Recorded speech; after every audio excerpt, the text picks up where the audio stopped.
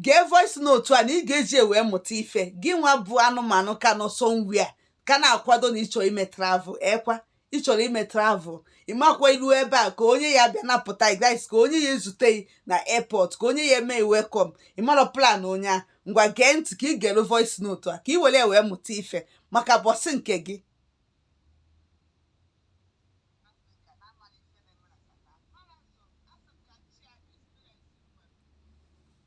n'ịbata South Africa as a single woman.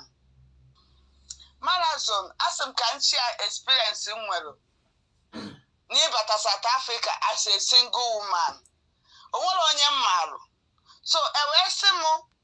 na o nwere onye ya bịa napụta m ọ nwoke mere m akwụkwọ si m na o nwere nwanne nwoke na o nwere pastọ ọ bụ ụzọ si na o nwere pastọ ya bịa zute m na airport. O mesịa wee bụrụ na o get hold of that pastor. Mgbe o ji wee mesịa wee bụrụ na pastor ife ojiri wee nweta m pastor ọ chatara na messenger na Facebook. O wee bụrụ na pastor si na ya mee travel to Dubai. So o wee sị oke ebe ọ bụ na oge mmeji wee perugo na time mmeji wee board back from Nigeria to South Africa adịbago late ije chọwakwa another person. N'ife mee bụ na m achọpụrụ inye nwanne nwoke a beti ka nye nwanne nwoke na nwanne nwoke a since ọ ga South Africa omume echenji atrọsụrụ m ya mara nsogbu adịra ịbụ an adult jee ka nye gị nọmbịa ka o nwee ike wee napụta from airport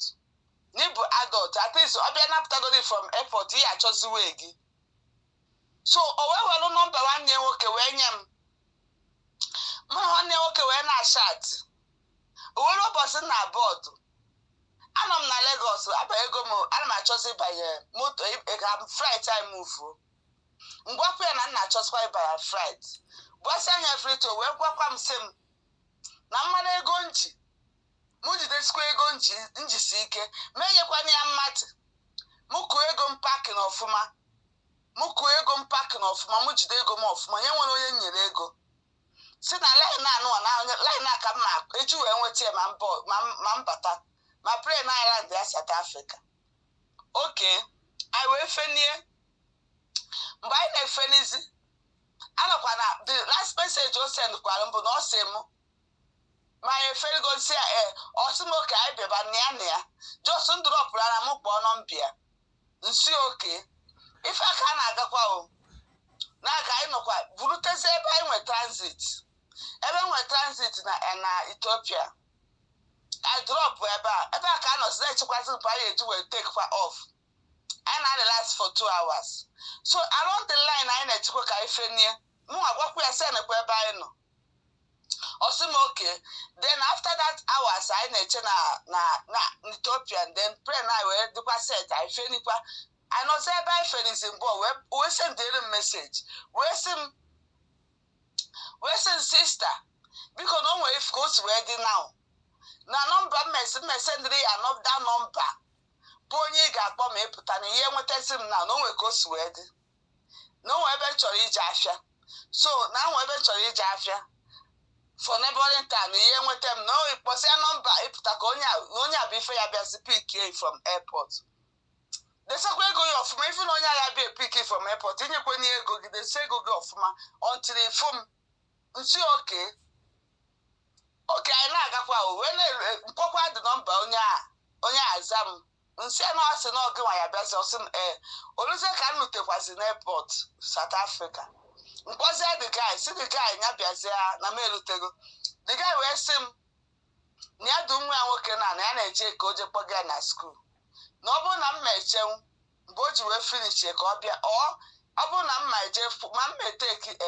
Uber from there to ebe onye nwa nọ na ọ ya dịkwa oke nsi oke na ọ dị ka ọsịma nwere ego njisi ọsịma oke nkwụsị teksi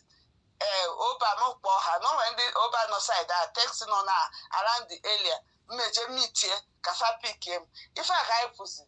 wee jee jụọ fọfọ wee sị m na 1.5 rand amara m ife bụ ego rand that time. So price ya fair kwụrụ ọfọ ngwa ya nwa sị m oke m soro the text bịaba usoro wee bịawa ka anyị na-apụta n'ụzọ teksi ya wee sị m n'ife m bụ na ya chọrọ ịgba fuel pụta n'ebe dị ka desert si na ya chọrọ ịgba fuel n'ife m bụ m nye part of the money ka ọ gbaa fuel si ya na nwere part of the money nji and na that 1.5 na the guys nọ enwe ya akwụ na m ejiri ego m ejikwa because na m ejiri currency unu na m ejiri ikwu na m ejiri ego ọbụla in fact the taxi driver where the taxi man wee kwụsị make be noise simu na mmenyeli ego ebe a na ọ ya drop m ebe a ndị na ọ ya kpọrọ m ndị polisi atịba nọ ife strange ịmara obodo ị na-amara ebe ị na-aga wee sị na nwụlọ na ego nji osi ọnwụ na mmenye ego wee jee were $100 from dollar nji wee nye this guy o wee bịaka tikwa m ngwa ka anyị gabazie wee rụzie ebe this guy na-eji imiti nọ eruzie ebe a nye nwesịkwazie na anyị akwụkwa dị 15 the guy wee sị m ego ole ka m kwụ ngwasa ya ọ sị m why is o ji na ama $100 still chọkwa iwekwa 15 amere agreement after set and done o settle everything so that guy nwere sister there nọrọ with the sister ka nọzi with the sister the guy nke pick is him now wee na-anụzi ife Chineke na alụrụ m n'ije mbịa na South Africa my first experience wee na-anụzi na this guy kwesịrị pick him changes him to this very guy not na nke sisi ya bụ ife na-agwazi m si n'Chukwu na bi n'eluigwe change my location because na this guy ife this guy plan no na onye ọ gwaziri ya ofu onye olikiri sikiri bịa na-agwafa na onye ọ gwara ya bụ na ọ gwa afa na o nwere nwaanyị Igbo na-abịa na South Africa na ọ ya akụchie desie n'ime ụlọ kpochi dị oso nwere ya mana nwaanyị Igbo abịara afịa nye nwaanyị Igbo aka ọnwụba afịa ọnwụbasị afịa ụpụsị ya n'iro jezie na-akpụba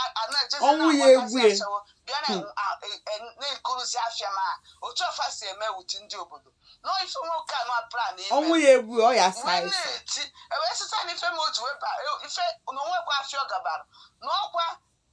ọkwanye na ndị metro asị na ndị trafik cops obodo a bife nwere problem because of 50 rand ọbabalụfa mba n'ụsaba fọk wee tinye n'ime nọ n'ime ka etinyere that minute na land na South Africa ka etinye this guy n'ime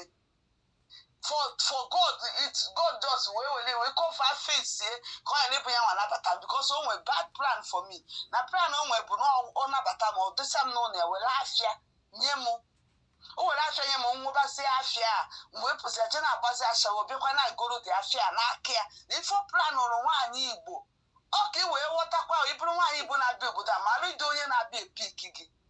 o wee bụrụ otu a ka Chineke na-asị o were this guy wee ti this guy n'ime o wee bụzara another hand ka m batara onye m batazi n'aka wee bụrụ ego anyị ji famili kwa bụ na nwanne okpọta nwanne nwaanyị obodo a ozugbo mba rutere ebe ọ dụrụ ntụnye nwanne nwaanyị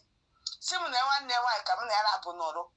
otu a ka m si wee bata South Africa experience m nwere ka m na-echi ya nke esi gị nwa na-abịa bịa onye ọbụla chọrọ ịbịa na-apụta gị na-abụrụ ọbara gị anya saa otu a ka this guy si wee baa n'ime along the line hotel aka maybe after some months this guy pụtara n'imezi ka ọ pụtazi n'ime wee pụta aba si gịrị mụ bịa mụ ka ego nji wee bata mụ bịa mụ si ebe a pụta na ọ bụrụ ebe a ka m kwesịrị ịnọ na ọnwụra nke ka m kwesịrị ịnọ wee sị ya gịnị ọ sị mụ kedu ego nji wee bata wee nụsaba fọgwụ onye nke were m jeti n'aka nwanne nwaanyị bịazie na-agwụ ya ọ sị na ọkwanye nwanyere ọgwụ daa o sọsọ ka i wee were nwanne gị nwaanyị wee jeje zụọ afịa iwere nwanne gị nwaanyị jee zụọ afịa ka ị na-esiri ọnwụ niile a wee bụ ka Chukwu na si wee kpụọ ya ọkụ ọ mara ya na-abịa ije because ị mara idiri spirit onye bịara njem a iji wee chọọ ka i wee zụọ afịa nwanne gị nwaanyị onye gịnị ya na-asụ ofu asụ ka ị chọrọ iji wee zụọ afịa na South Africa ịkụchie n'ime ụlọ na-enye market oje na-agba ashawo bịa na-anwụ afịa na-agba ashawo oje na-anwụ afịa ifere megbukwa nwa Igbo na-achọ ịgbasara onye Igbo ibie wicked n'ụwa